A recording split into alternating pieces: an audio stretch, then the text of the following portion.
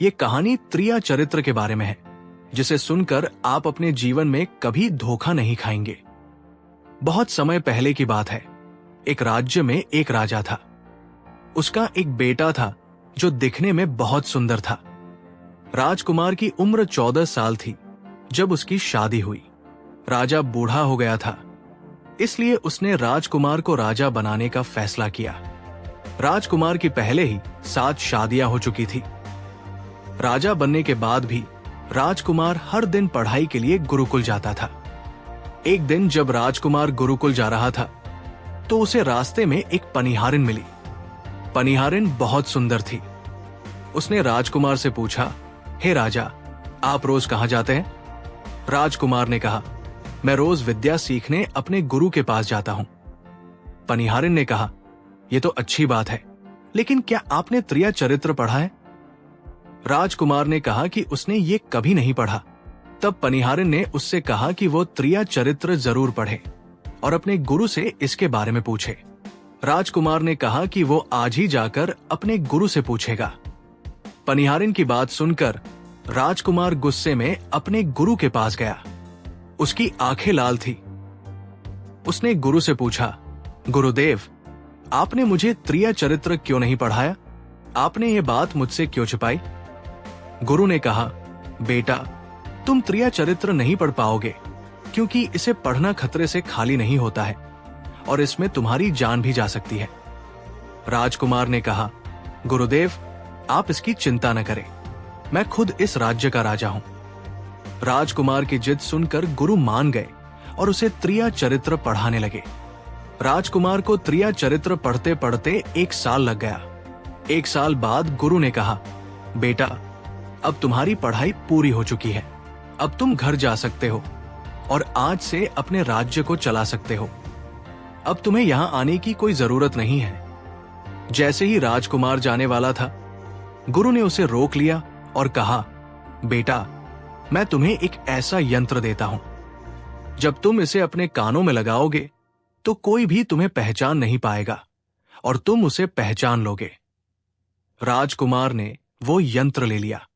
गुरु ने कहा, तुम इस यंत्र को ले जाओ और आज रात 12 बजे अपने महल से निकलकर जंगल की तरफ पूर्व दिशा में जाना।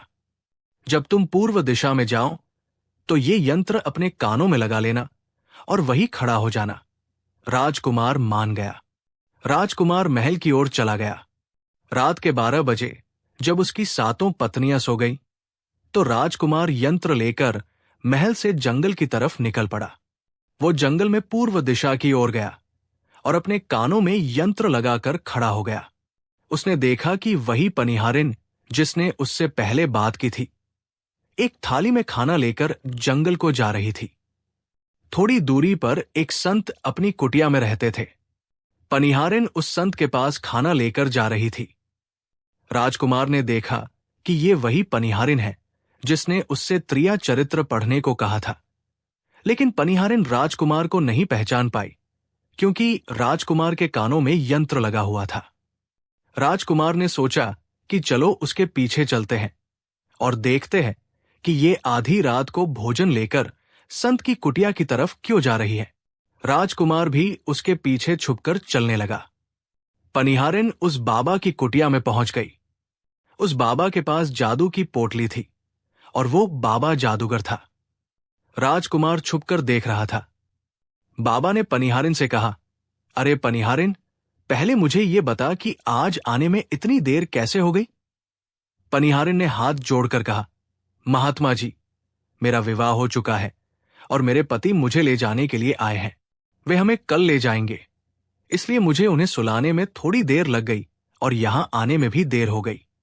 जब साधु ने ये बात सुनी कि पनिहारिन का विवाह हो चुका है और उसका पति उसे लेने आया है, तो साधु ने कहा, पनिहारिन, इसका मतलब है कि तुम अपने पति के साथ जाना चाहती हो, तो हमारे पास क्यों आए हो? पनिहारिन ने कहा, मैं आपके बिना नहीं रह सकती, मैं आपके बिना नहीं जी सकती। साधु ने कहा, पनिहारिन, इसके लिए तुम्हें एक काम करना होगा। साधु ने एक बड़ा चाकू निकाला और पनिहारिन से कहा, पनिहारिन, जाओ और अपने पति का सिर काटकर यहां ले आओ। अपने उस पति को मार दो जो हमारे और तुम्हारे बीच में दरार बन रहा है, तब मैं तुम्हें रख लूंगा और तुमसे विवाह करूंगा, तुम्हें अपनी पत्नी बनाऊंगा। बिना कुछ सोचे समझे पनिहारिन ने वो चाकू ले लिया और दौड़ते हुए अपने घर गई। उसका पति सो रहा था। वहां जाकर उसने अपने पति का सिर काट दिया और उसका सिर लेकर साधु के पास आई। राजकुमार उसके पीछे पीछे उसका सारा कारनामा देख रहा था। जब साधु ने देखा कि वो अपने पति को मारकर उसका सिर यहां लेकर आई है, तो साधु को बहुत गुस्सा आया और उसने उसे लात मारी और कहा, भाग जाओ यहां से। जब तू अपने पति की नहीं हो सकी जिसके साथ तूने 7 फेरे लिए, तो तू मेरी क्या होगी? जल्दी भाग जाओ यहां से। अगर तुम मेरे पास दोबारा आई तो मैं तुझे जीवित नहीं छोड़ूंगा। साधु की ये बात सुनकर उस पनिहारिन को ऐसा लगा जैसे उसके पैरों तले जमीन खिसक गई हो। फिर वो अपने पति की कटी हुई गर्दन घर लेकर आई और उसकी गर्दन जोड़ देती है और वही बैठ जाती है। इधर जैसे ही सुबह हुई, वो अपने पति के पास बैठकर रोने लगती है और चिल्लाने लगती है, देखो देखो, किसी ने मेरे पति की हत्या कर दी। लेकिन रात में उस पनिहारिन का सारा कारनामा राजकुमार देख चुका था। इधर सारे गांव वाले पनिहारिन के घर जाते हैं और उसके पति की लाश को लेकर गांव के बाहर जाते हैं उसका दाह संस्कार करने के लिए। वो पनिहारिन भी पीछे से भागती हुई रोती हुई चली जा रही थी। उधर राजकुमार भी जा रहे थे, जो कि अपने राज्य के राजा बन चुके थे। पनिहारिन भागती हुई चिल्लाती हुई पहुंची और कहने लगी, मैं सती बनूंगी, क्योंकि अगर जब मेरे पति ही नहीं रहे तो ऐसे जीवन का क्या फायदा? मैं इन्हीं के साथ सती हो जाऊंगी। राजा को उसकी बातें सुनकर हंसी आ जाती है और राजा कहता है, त्रिया चरित्र जाने न कोई, और कसम मेरी के हुए सतीराज। राजकुमार की ये बात और कोई तो नहीं समझ पाया, लेकिन वो पनिहारिन समझ जाती है।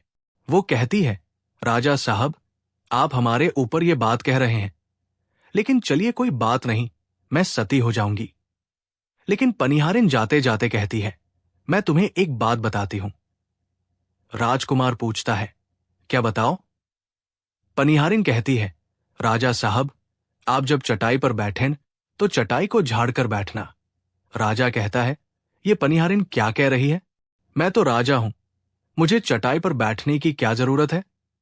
पनिहारिन कहती है, नहीं, जब भी तुम्हें कोई जरूरत आए चटाई पर बैठने की, तो तुम चटाई को झाड़कर बैठना। राजकुमार कहता है, चलो ठीक है, अगर तुम कह रही हो तो मैं ऐसा ही करूंगा। और ये कहने के बाद वो अपने पति के साथ सती हो जाती है। राजकुमार उनका अंतिम संस्कार करवाकर अपने घर आ जाते हैं। इसी तरीके से पूरा दिन बीता। उधर जब दूसरी रात आई तो अपने गुरु के कहने के अनुसार उसने वही यंत्र कान में लगाया और पूर्व दिशा की ओर उसी स्थान पर जाकर खड़ा हो गया जहां पर पिछली रात खड़ा हुआ था। दूसरी रात को राजकुमार ने क्या देखा? अपनी 7 पत्नियों को भोजन की थाली अपने अपने हाथों में लेकर उसी साधु की कुटिया की तरफ जा रही थी। जैसे ही राजा ने अपनी 7 पत्नियों को उस साधु की कुटिया की तरफ जाते हुए देखा, राजकुमार के पैरों तले जमीन खिसक गई। वो अपने मन में सोचने लगा कि ये क्या चक्कर है। तभी उनमें से एक रानी राजकुमार को देख लेती है, लेकिन रानियों ने अपने पति राजकुमार को नहीं पहचान पाया, क्योंकि राजकुमार अपने कानों में यंत्र लगाए हुए था। यंत्र लगाने की वजह से राजा को कोई पहचान नहीं पाता था। उनमें से एक रानी कहती है कि ये लड़का इतनी रात को यहां क्यों खड़ा है? तब रानियों ने उस लड़के को अपनी तरफ बुलाया और कहा, कृपया आप हमारी सहायता करें, इस सामान को उस कुटिया तक ले चलो। बिना कुछ सोचे समझे राजकुमार ने वो थाली अपने हाथों में ले ली और अपनी रानियों के साथ कुटिया तक जाने लगा। जब 7 रानियां और राजकुमार उस साधु की कुटिया में पहुंचते हैं तो राजकुमार कुछ भी नहीं बोल रहा था, क्योंकि राजकुमार देखना चाहता था कि उनके प्यार में ऐसी क्या कमी है जो उसकी 7 रानियां इस साधु के पास आती है, और इस साधु के पास ऐसा क्या है जो उसकी 7 रानियां यहां रही हैं। राजकुमार छुपकर ये सब जानना चाहता था। इधर जब वो 7 रानियां राजकुमार को लेकर साधु के पास पहुंची तो महात्मा राजकुमार को देखकर कहता है, ये कौन है? तो सातों रानियां कहती हैं, महात्मा जी, ये बालक हमें रास्ते में मिला, इसने हमारी सहायता की तो हम इसे अपने साथ लेकर आ गए। रानी कहती है, एक काम करते हैं, इसे आज रात यही रहने देते हैं, कल सुबह होते ही ये चला जाएगा। उस साधु उनकी बातों को मान लेता है। वो साधु अपने शिष्य को बुलाता है और उससे कहता है, आज रात के लिए इस बालक के रुकने की व्यवस्था कर दो। वो शिष्य राजकुमार को लेकर एक कमरे में जाता है। उस कमरे में एक चटाई बिछी हुई थी। शिष्य कहता है, देख भाई, आज तुझे चटाई पर सोना पड़ेगा। वो शिष्य राजकुमार को इतना कहकर वहां से चला जाता है। राजकुमार उस कमरे में अकेला पड़ जाता है। वो अपने मन में सोचता है कि आज तो नौबत आ ही गई चटाई पर सोने की। चलो कोई बात नहीं, आज की रात हम चटाई पर ही गुजार लेंगे। राजकुमार जैसे ही चटाई पर बैठने ही वाला था, उसे पनिहारिन की बात याद आ गई। वो सोचने लगा कि पनिहारिन ने मुझसे कहा था कि जब भी तुम्हें चटाई पर बैठने की जरूरत आए, तुम चटाई को जरूर झाड़ लेना। चलो आज पहले झाड़ ही लेते हैं, हो सकता है इसका कोई राज हो। जैसे ही राजा ने चटाई उठाई तो उसने क्या देखा? उसने देखा कि एक बहुत बड़ा भयानक कुआं है। जब उस कुएं को देखा तो राजा के होश उड़ गए। राजा उस कुएं के अंदर झांककर देखता है। राजा को अंदर बहुत सारे कैदी दिखाई देते हैं, जिन्हें उस साधु ने अंदर कैद करके रखा था। उन कैदियों में से एक आदमी ने राजकुमार को पहचान लिया। उसने राजकुमार से कहा, राजकुमार, आप यहां कैसे आ गए? राजकुमार कहता है, धीरे बोलो, नहीं तो सब पोल पट्टी खुल जाएगी। तब सभी कैदियों ने कहा, राजा साहब, आप यहां से भाग जाएं। हम तो आप यहां से भाग जाएं, नहीं तो आपका भी यही हाल हो जाएगा जो कि हमारा हुआ है। आप भी यहां फंस जाएंगे।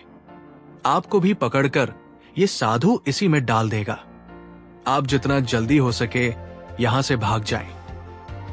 राजा जब उस कमरे के अंदर गया था तो उसने अपने कान में से यंत्र निकाल लिया था, और जब राजा वहां से भागा तो अपने कान में यंत्र लगाना भूल ही गया।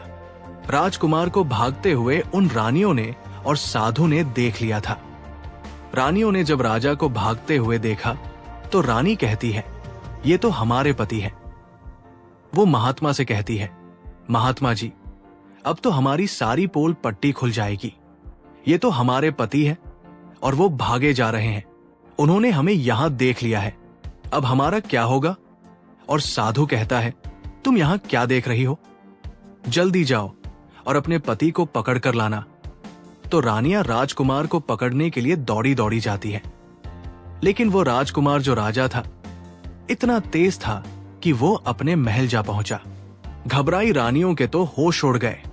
फिर वे वापस उसी बाबा के पास आती हैं और बाबा से कहती है, महाराज, अब तो हमारे पति हमें जीवित नहीं छोड़ेंगे।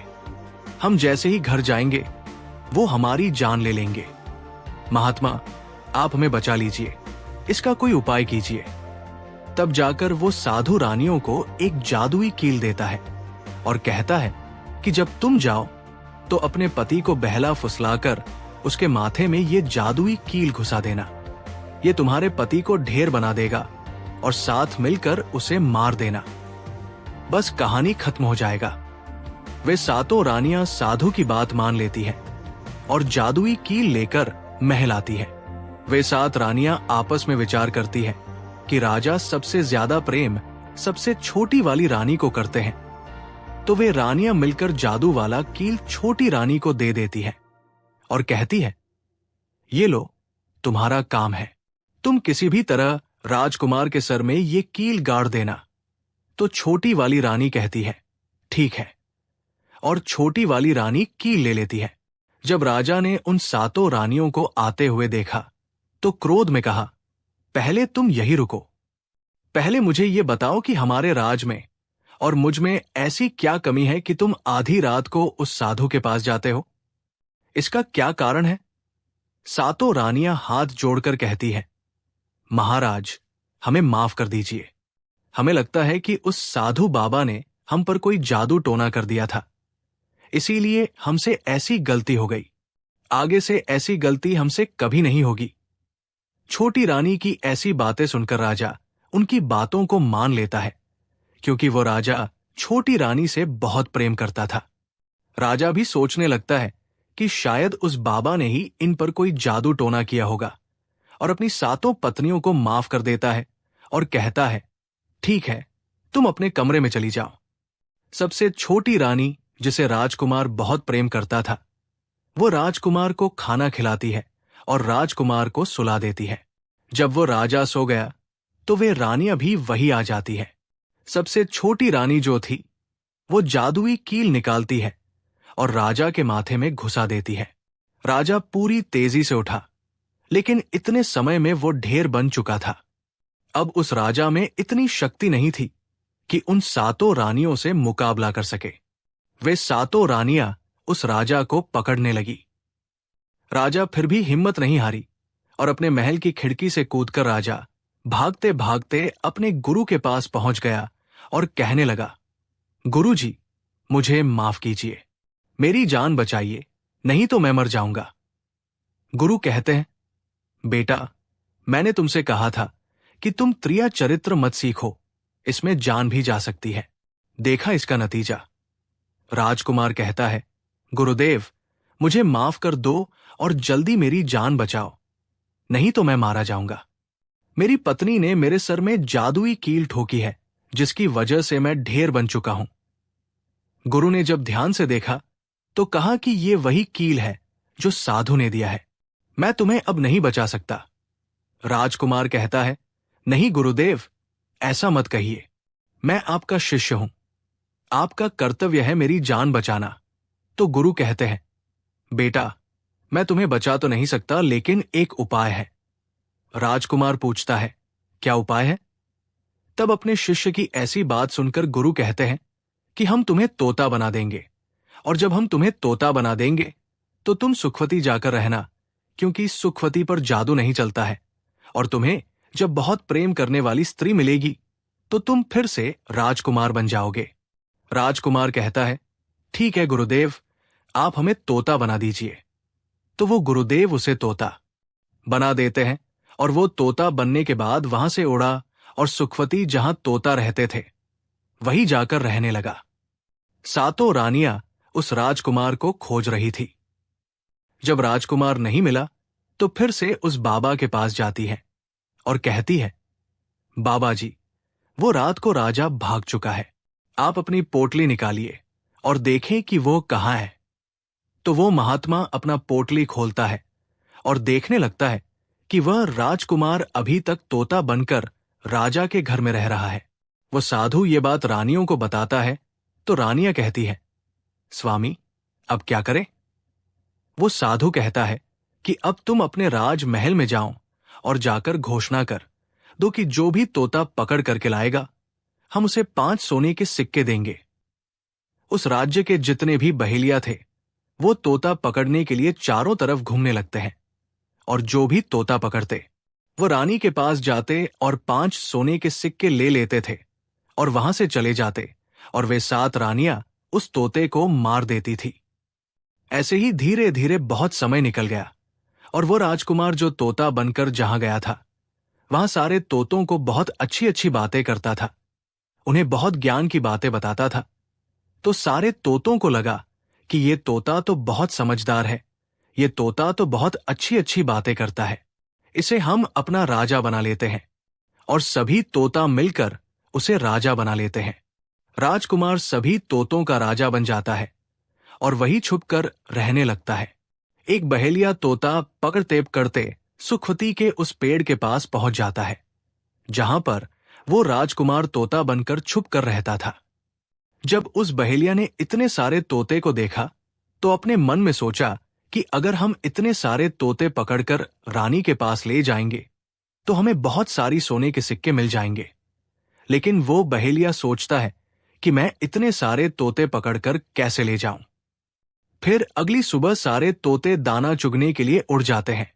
तभी वो बहेलिया उस पेड़ के पास जाकर उसकी डालों पर चाकू से कट लगा देता है, जिस कारण से उस पेड़ की गोंद निकलती है और उसी गोंद के कारण तोते उस पेड़ पर चिपक जाने वाले थे। बहेलिया वही छिपकर बैठकर ये नजारा देखने के लिए इंतजार करता है, और जब शाम हुई सारे तोते उड़कर वापस उसी पेड़ पर जा बैठे। तभी उन सभी के पंख और पैर उस गोंद में फंस गए और वे सभी पेड़ की शाखाओं पर चिपक गए, क्योंकि पेड़ पर हर जगह गोंद ही गोंद थी। अब सारे तोते उस गोंद में पूरी तरह से चिपक गए थे। उनके साथ राजकुमार तोता भी शामिल था। तभी वे सभी अपने गुरु राजकुमार तोते से अपनी अपनी जान बचाने के लिए सलाह मांगने लगे। और एक तोता कहता है, हे राजन, आप कुछ भी करो, लेकिन हमें आजाद करो, नहीं तो सुबह बहेलिया आएगा और हमें पकड़ कर ले जाएगा तथा मार डालेगा। तभी राजकुमार उन सभी को शांत करके कहता है, मेरी बात को ध्यान से सुनो। जब सुबह बहेलिया आएगा तब तुम सभी मरने का नाटक करो, जिस कारण से वो बहेलिया तुम्हें निकालकर जमीन पर रख देगा। उसे ऐसा लगना चाहिए कि सारे तोते मर चुके हैं। समय रहते तुम सभी उड़कर अन्य सुरक्षित जगह पर जाना, बाकी मैं सब कुछ संभालूंगा। फिर वे सभी अपनी योजना के अनुसार पेड़ पर लटक गए, मानो जैसे सभी मर चुके थे। फिर दूसरी सुबह जब बहेलिया वहां आता है तो वो देखता है कि सारे तोते मर चुके हैं, और उसे इस बात का दुख हो रहा था कि सारे तोते मर चुके हैं। इसलिए वो उन सभी को पेड़ से निकालकर जमीन पर रख देता है। तभी सही मौका देखकर सारे तोते झट से उड़ गए। वहीं दूसरी तरफ उसने देखा कि जो राजकुमार था, जो तोता बना हुआ था, वो वहीं पर रह गया, और नीचे जितने भी तोते थे वो सभी उड़कर भाग गए। बहेलिया ने सोचा, अरे ये क्या हुआ? इस पेड़ पर सिर्फ एक ही तोता है जो कि मरा लटका हुआ है, और जितने तोते मैंने छुड़ाकर नीचे फेंके वो सभी उड़कर भाग गए। बहेलिया ने सोचा, इसका मतलब ये सारे तोतों ने मिलकर मेरे साथ धोखा किया है। अब राजकुमार जो था, जो तोता बना हुआ था, वहीं सिर्फ पेड़ पर लटका हुआ था। वो बहेलिया कहता है कि ये सब तुम्हारी चाल है। चलो अब मैं तुम्हें लेकर जाऊंगा और रानी के हाथ बेच दूंगा, और मुझे 5 सोने के सिक्के मिल जाएंगे। और इधर वो बहेलिया उस तोते को बेचने के लिए रानी के पास जाने लगता है। रास्ते में वो तोता कहता है कि तुम मुझे कहाँ ले जा रहे हो? तो वो बहेलिया कहता है, मैं तुम्हें बेचने के लिए रानी के पास ले जा रहा हूं। अगर मैं तुम्हें वहां बेच दूंगा तो मुझे 5 सोने के सिक्के मिलेंगे। राजकुमार कहता है कि मैं अगर तुम्हें 500 सोने के सिक्के दिला दूं तो क्या तुम मुझे नहीं बेचोगे? बहेलिया कहता है, तुम मुझे 50,000 सोने के सिक्के कैसे दिलाओगे? तोता कहता है कि राजा के सुखवती बाजार में ही बेचो, मूल्य मैं स्वयं बताऊंगा। बहेलिया उस तोते की बात मान लेता है और रानी के पास बेचने की जगह राजा के राज्य के मेले में तोते को बेचने चला जाता है। और राजा के राज्य में ये नियम था कि अगर किसी व्यक्ति का सामान शाम तक नहीं बिके तो वो राजा स्वयं आकर उसे खरीद लेता था। बहेलिया उस तोते को लेकर बाजार में पहुंचा हुआ था। जब कोई व्यक्ति उस तोते को खरीदने आता है तो वो पूछता कि ये कितने का है, तो वो बहेलिया कहता है कि तोता अपना दाम स्वयं बताएगा। तो वो तोता अपना दाम इतना बता देता कि कोई भी व्यक्ति उसे खरीद ही नहीं पाता। ऐसे ही करते करते शाम हो गई और अब सभी अपने अपने दुकान लेकर चले गए। सभी का दुकान उजड़ गया था। बस एक बहेलिया और एक तोता ही रह गए थे। इधर राजा ने अपने सिपाहियों को आदेश दिया कि जाओ देखकर आओ, किसी का सामान तो नहीं रह गया है। जब राजा के सिपाही आए तो उन्होंने देखा कि एक बहेलिया तोते को लेकर बैठा हुआ है। सिपाही बहेलिया से कहते हैं कि बहेलिया, तुम्हारा तोता क्यों नहीं बिका? तुम इसे कितने में बेच रहे हो? तो तोता कहता है कि जो इन्हें 500 सोने के सिक्के देगा वही मुझे खरीद पाएगा। उस तोते की बात सुनकर वो सिपाही आश्चर्य में पड़ जाते हैं और सोचते हैं, अरे ये तोता अपना मूल्य स्वयं बताता है। तब सिपाही राजा के पास जाते हैं और राजा को सारी बात बताते हैं और कहते हैं, एक बहेलिया एक तोता लेकर बैठा हुआ है, लेकिन वो तोता अपना मूल्य स्वयं ही बताता है। वो इतना महंगा बताता है, शायद इसीलिए उसे कोई खरीद नहीं सका। राजा सिपाहियों से पूछता है कि वो अपना मूल्य कितना बता रहा है। तो सिपाही कहते हैं, अपना मूल्य 500 सोने के सिक्के बता रहा है। राजा कहता है, चलिए हम खरीदेंगे। अगर नहीं खरीदेंगे तो हमारे राज्य की बदनामी होगी कि राजा के बाजार में एक तोता नहीं बिका। और इसलिए राजा अपने मंत्रियों के साथ अपने रथ पर सवार होकर बाजार में पहुंचता है। कहता है, इस तोते का क्या मूल्य है, कितना है? बहेलिया हाथ जोड़कर कहता है कि राजा साहब, अपना मूल्य तोता स्वयं बताएगा। वो राजा फिर तोते से पूछा तो तोता कहता है कि राजा साहब, जो इन्हें 50,000 सोने के सिक्के देगा वही मुझे खरीद पाएगा। अपने सिपाहियों से 500 सोने के सिक्के मंगवाता है और बहेलिया को पकड़ा देता है और तोते को लेकर अपने महल चला जाता है। वो तोता बहुत ही बुद्धिमान था क्योंकि वह राजा था। वो तोता राजा को बहुत अच्छी अच्छी बातें बताने लगा। जब राजा पर कोई खतरा आने वाला होता तभी वो तोता बता देता कि राजा साहब, आप पर यह खतरा आने वाला है।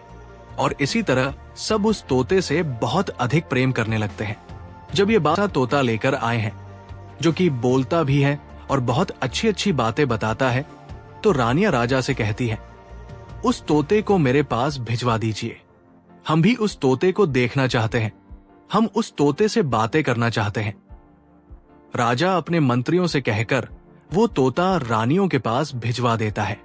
रानी उस तोते से बातें करके बहुत खुश हो जाती है।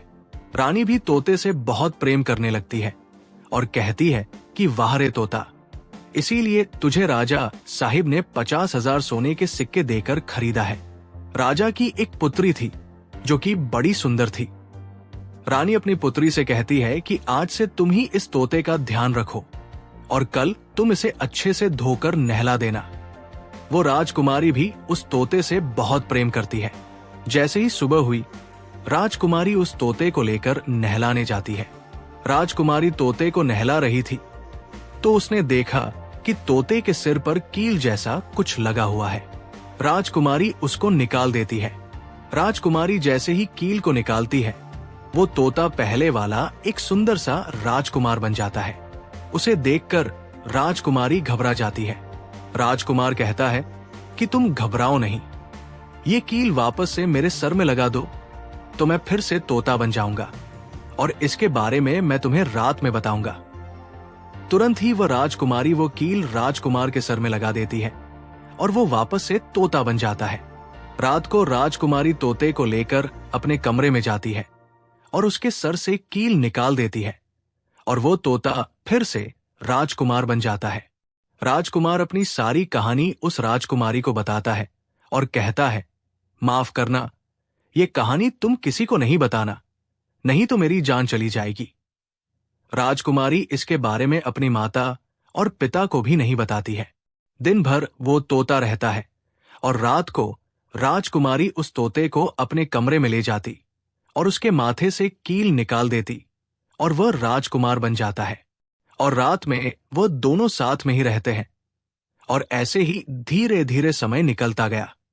राजकुमारी को राजकुमार से प्रेम हो जाता है।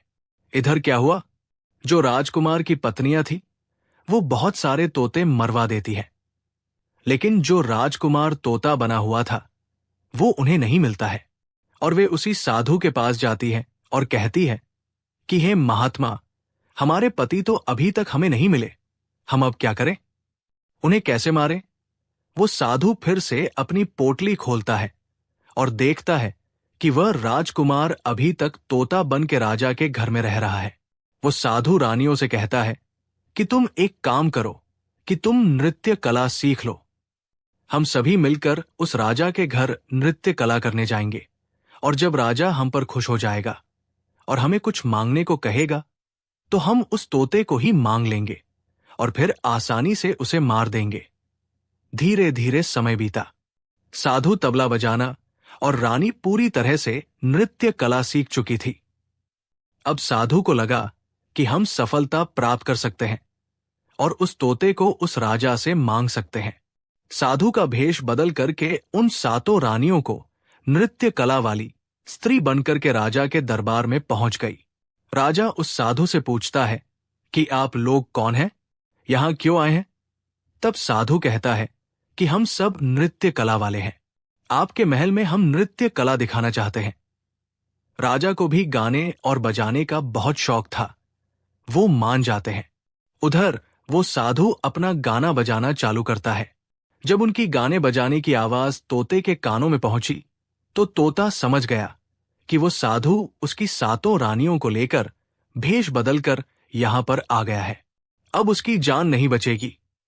लेकिन जब राजकुमारी उस तोते को लेकर अपने कमरे में जाती है, उस तोते के सर से कील निकालती है और वह तोता राजकुमार बन जाता है। और वह राजकुमार सारी बातें उस राजकुमारी को बताता है।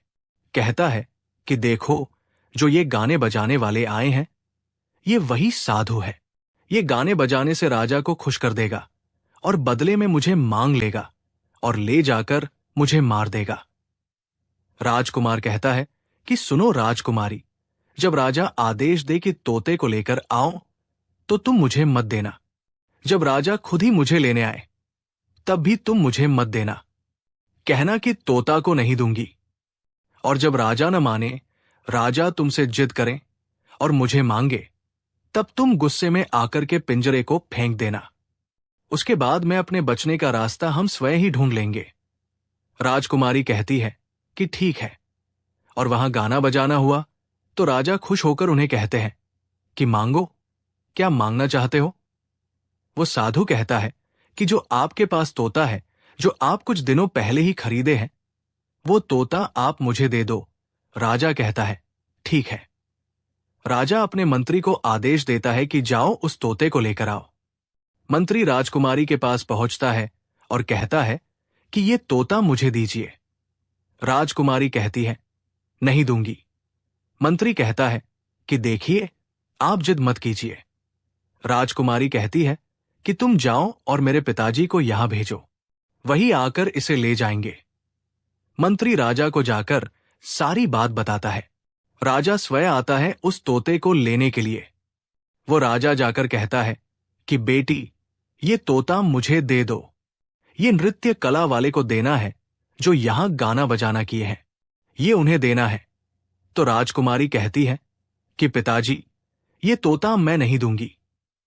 क्रोध में आकर राजा कहने लगा कि तू कैसी बातें कर रही हो, इसे देने का मैंने वादा किया है। जब राजकुमारी ने राजा को क्रोध में देखा तो राजकुमारी को भी गुस्सा आ गया और राजकुमारी गुस्से में पिंजरे को जमीन पर फेंक देती है। वो पिंजरा जैसे ही जमीन पर गिरा, वो टूट गया और तोता जो था वो चावल का दाना बन गया। और जैसे ही साधु को ये बात पता चली, साधु भी तुरंत कबूतर बन जाता है और उस दाने को कबूतर खाने लगता है। उसमें से जो एक दाना था, बस वही राजकुमार था। जैसे ही वो दाना कबूतर खाने वाला होता है, राजकुमार बाज बन जाता है और एकदम से कबूतर पर झपटता है और उसे मार देता है। इस तरह से उस साधु की मृत्यु हो जाती है। राजा ये सब देखकर आश्चर्यचकित हो जाता है। उस कबूतर को मारकर फिर से तोता बन जाता है और जो राजकुमारी थी, उस तोते से कील निकाल देती है और वो फिर से पहले जैसा राजकुमार बन जाता है। राजकुमारी अपने पिता को सारी बात बता देती है। राजकुमार कहता है कि देखिए राजा साहब, मैं भी एक राजा हूं और मैं आपकी बेटी से प्रेम करता हूं और मैं उनसे शादी करना चाहता हूं। वह राजा अपनी पुत्री से पूछता है कि बेटी, क्या तुम इससे शादी करना चाहती हो? तो राजकुमारी कहती है कि पिताजी, मैं इससे प्रेम करती हूं। और फिर राजकुमार उस राजा की पुत्री से विवाह करके अपने महल जाता है और जो उनकी 7 पत्नियां थी, उनको पकड़कर बंदी गृह में बंद करवा देता है और राजकुमार खुशी खुशी उस राजकुमारी के साथ रहने लगता है। दोस्तों, जब कोई स्त्री कभी किसी परिस्थिति में चतुराई या चालाकी दिखाती है या दूसरों को बेवकूफ मानते हुए कोई अभिनय, ढोंग, पाखंड करती है, तो इसे ही त्रिया चरित्र कहते हैं, जिसे पढ़ने के बाद राजा को अपनी जान बचाने के लिए क्या क्या नहीं करना पड़ा, क्योंकि राजा को स्त्री के त्रिया चरित्र की पूरी जानकारी हो चुकी थी कि कैसे जब एक स्त्री को अपना स्वार्थ दिखने लगता है तो वो अपने लोगों को भी बेवकूफ बनाकर अपना स्वार्थ को पूरा करती है और उसके साथ रहने वाले लोगों को इसके बारे में भनक तक नहीं लगता कि ये स्त्री त्रिया चरित्र का खेल कर रही है। जो आपके दिल के करीब है उसके बारे में आप पूरी जानकारी रखिए कि उसके अंदर खुद को लेकर कोई स्वार्थ तो नहीं छुपा है, और अगर ऐसा है तो आप उनसे थोड़ा दूर ही रहें, क्योंकि ऐसे में आपको जिंदगी के हर कदम पर धोखा ही मिलेगा। क्योंकि एक स्वार्थी स्त्री अपनी स्वार्थ के लिए जिंदगी में कुछ भी कर सकती है। उम्मीद है आपको ये कहानी अच्छी लगी होगी। अगर आपको हमारी कहानी पसंद आई हो तो हमारे YouTube अकाउंट को लाइक और सब्सक्राइब करें और शेयर करें और नई कहानी के साथ बने रहें। जय हिंद, जय भारत।